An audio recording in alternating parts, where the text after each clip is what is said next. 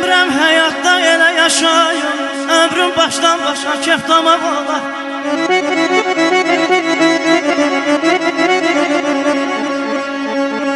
Demirəm həyatda elə yaşayım, ömrüm başdan başa keftamaq olar.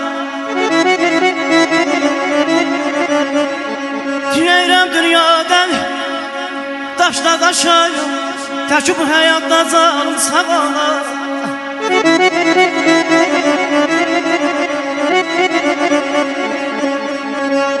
Çağlar gözəl olayım,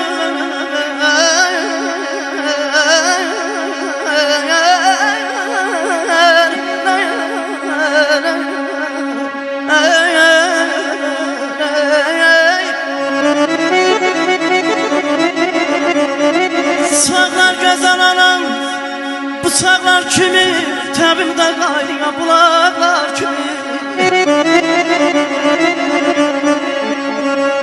Yığışıb ətrafıma bu dağlar kimi, dostlar ətrafında cağ-bacağına yalanama.